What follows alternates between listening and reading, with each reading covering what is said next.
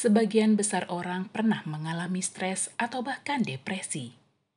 Banyak dari mereka yang tidak menyadari bahwa telah mengalami kondisi tersebut.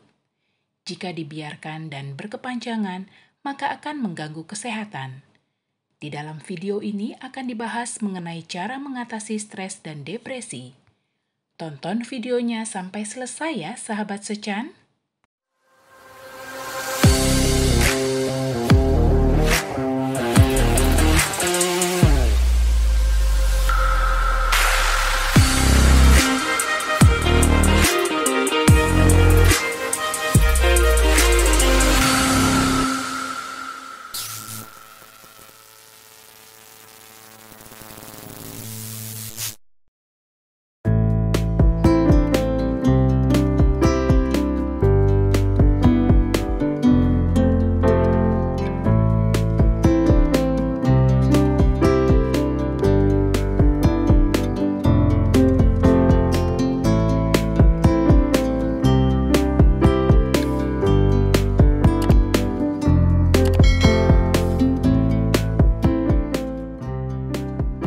Cara mengatasi stres dan depresi.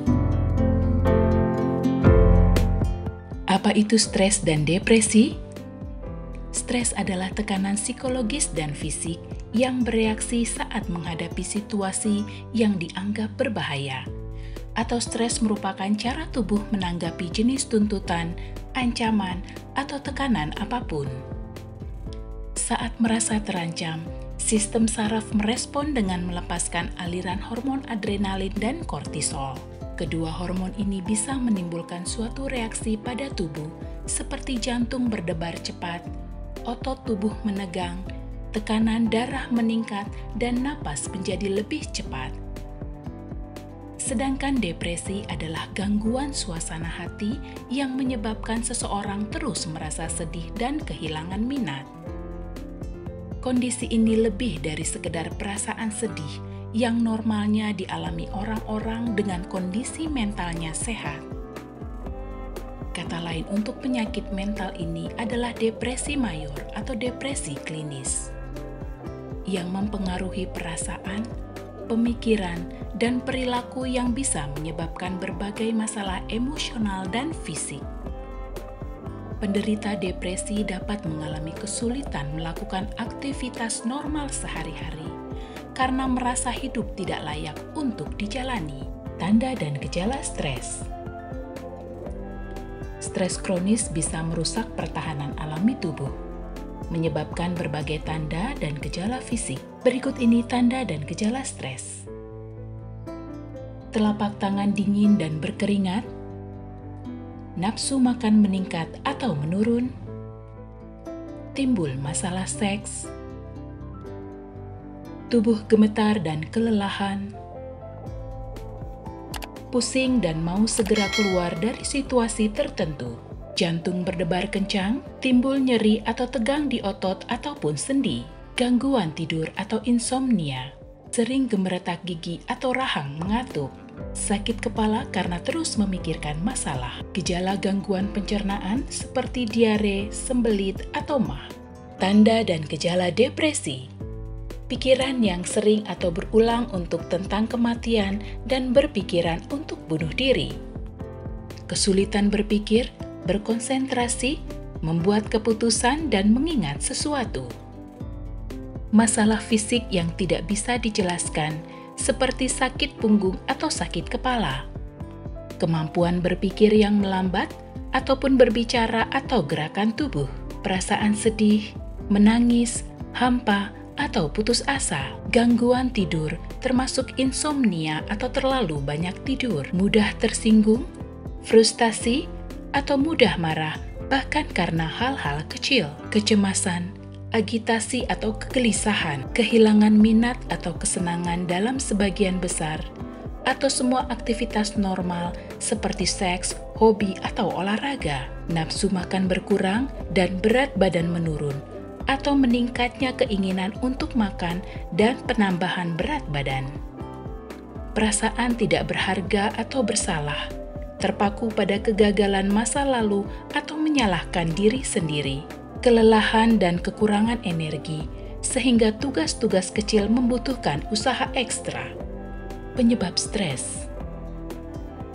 Penyebab stres begitu banyak dan biasanya dipicu oleh beberapa hal yang terjadi dalam hidup seseorang, seperti dihadapkan dengan ketidakpastian, tidak mempunyai pekerjaan, aktivitas, atau perubahan dalam hidup. Tanggung jawab yang dianggap sangat berat, berada di bawah banyak tekanan, rasa khawatir terhadap sesuatu, perubahan besar, tidak mempunyai banyak atau kendali dari suatu situasi. Penyebab depresi. Belum diketahui secara pasti apa yang menjadi penyebab depresi. Tapi beberapa penyebab yang membuat resiko depresi seseorang meningkat seperti trauma masa kecil, riwayat penyakit tertentu, stres berat dan kronis, faktor genetik, faktor lingkungan, zat kimiawi di otak, pengobatan stres. Dilansir dari Johns Hopkins, beberapa pengobatan yang direkomendasikan untuk meredakan stres yaitu: yang pertama, terapi meditasi. Sahabat Sechan, terapi meditasi terbukti mampu mengelola kecemasan dan depresi. Terapi ini dilakukan dengan membuat pasien lebih rileks dan fokus untuk mengontrol pernapasan dan kesadaran tubuh. Terapi ini juga bisa meningkatkan daya ingat, konsentrasi, melatih diri untuk lebih baik mengendalikan emosi, dan bisa menjalani hubungan dengan baik. Yang kedua, terapi perilaku kognitif atau CBT. Terapi perilaku kognitif merupakan salah satu jenis psikoterapi yang biasanya dijalani orang dengan masalah kejiwaan. Melalui terapi ini, terapis akan menanyakan pikiran negatif atau rasa cemas yang selalu dihadapi dan membantu pasien untuk mengatasinya. Yang ketiga, minum obat. Minum obat bisa menimbulkan efek samping. Oleh sebab itu, pengobatan stres ini biasanya menjadi pilihan terakhir jika cara mengatasi stres yang sebelumnya dilakukan tidak berhasil. Obat yang diresepkan biasanya disesuaikan dengan penyakit mental yang mungkin juga dimiliki. Beberapa obat stres yang diresepkan diantaranya antidepresan dan anti kecemasan. Pengobatan depresi. Terapi depresi biasanya menggunakan obat-obatan, psikoterapi, dan terapi elektrokonvulsif. Dokter akan meninjau kondisi kamu dan mempertimbangkan terapi apa yang cocok. Pilihan pengobatan untuk mengatasi depresi yaitu: pertama, obat-obatan. Obat-obatan yang digunakan yaitu antidepresan seperti escitalopram, paroxetine, sertraline, fluoxetine, dan citalopram.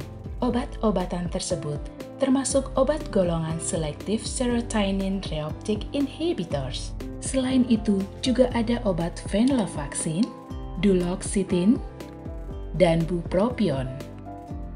Obat ini bisa menyebabkan beberapa efek samping seperti peningkatan berat badan, masalah seksual, mual.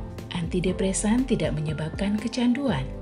Saat kamu tidak perlu antidepresan dan berhenti menggunakannya, tubuh tidak akan mengalami ketergantungan. Namun, penggunaan dan penghentian antidepresan harus dalam pengawasan dokter. Penghentian yang mendadak bisa menyebabkan perburukan gejala depresi. Selalu konsultasikan dengan dokter mengenai penggunaan antidepresan. 2. Psikoterapi. Psikoterapi dilakukan dengan mengajari cara baru dalam berpikir dan berperilaku, serta mengubah kebiasaan yang menuntun kamu dalam kondisi ini. Terapi ini bisa membantu sahabat Sechan mengerti serta melewati hubungan yang penuh masalah atau situasi yang menyebabkan depresi atau bahkan memperburuknya. Ketiga, terapi elektrokonvulsif. Untuk gangguan suasana hati berat yang sulit diterapi atau tidak berhasil dengan obat dan psikoterapi, kadang diperlukan terapi elektrokonvulsif atau ECT yang dilakukan di bawah pengaruh obat bius. Meski dahulu ECT mempunyai reputasi yang buruk, Saat ini ECT sudah mengalami peningkatan dan bisa menyembuhkan saat pengobatan lainnya tidak bekerja. ECT bisa menyebabkan efek samping seperti bingung dan kehilangan memori. Meskipun efek samping ini hanya sementara, terkadang efek tersebut juga bisa melekat terus. Periksa ke dokter. Jika kamu sedang menghadapi masalah dan mengalami tanda dan gejala stres dan depresi, segera periksa ke dokter atau mengunjungi psikolog. Semakin cepat diatasi, maka semakin baik. Sahabat Sechan, demikianlah penjelasan tentang cara mengatasi stres dan depresi. Jangan lupa untuk selalu berkonsultasi ke dokter untuk mendapatkan informasi yang lebih lengkap dan penanganan yang tepat.